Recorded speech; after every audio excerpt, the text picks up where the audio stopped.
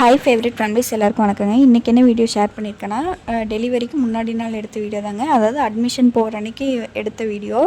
Evening வந்து 6 மணி அந்த மாதிரி ஆயிடுச்சுங்க. நல்லா ஹேர் வாஷ்லாம் பண்ணிட்டு வந்துட்டேன்.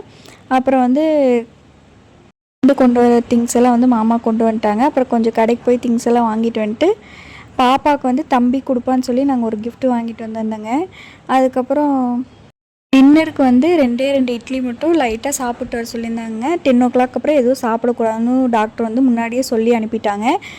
எல்லாம் டின்னர்லாம் சாப்பிட்டு வீட்டில் சாமியெல்லாம் கும்பிட்டு எல்லாமே திங்ஸ் எல்லாம் எடுத்துகிட்டு கிளம்பியாச்சுங்க.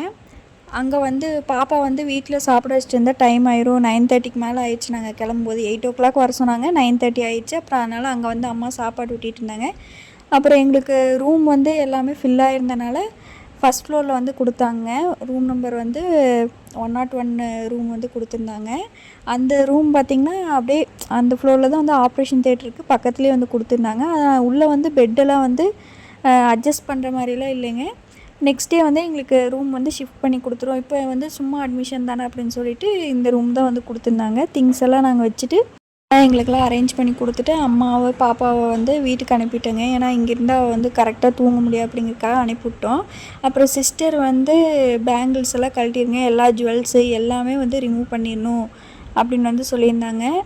இப்போ வந்து காலையில் ஏர்லி மார்னிங்கே வந்து ஆப்ரேஷன் அப்படிங்கிறதுனால சிஸ்டர் வந்து நைட்டே வந்து அவங்கள எல்லா ப்ரொசீஜரும் டாக்டர் பண்ண சொல்லிட்டாங்க போலங்க.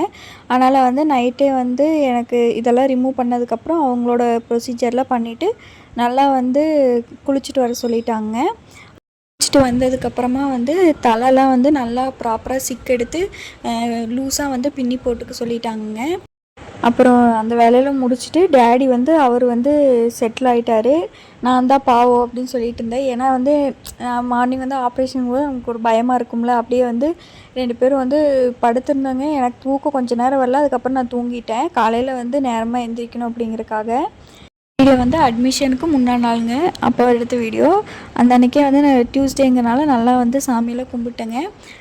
நெக்ஸ்ட் டே வந்து லைட் ஃபுட்டு தான் கம்ப்ளீட்டாக சாப்பிட்ணுங்கிறனால அந்த அன்றைக்கி வந்து எனக்கு சப்பாத்தி ஆசையாக இருந்துச்சு. நான் வந்து சப்பாத்தி சாப்பிட்டேன். தாங்க இந்த வீடியோ பிடிச்சிருந்தா மறக்காமல் like, share, comment and subscribe பண்ணுங்கள். தேங்க்ஸ் ஃபார் வாட்சிங்.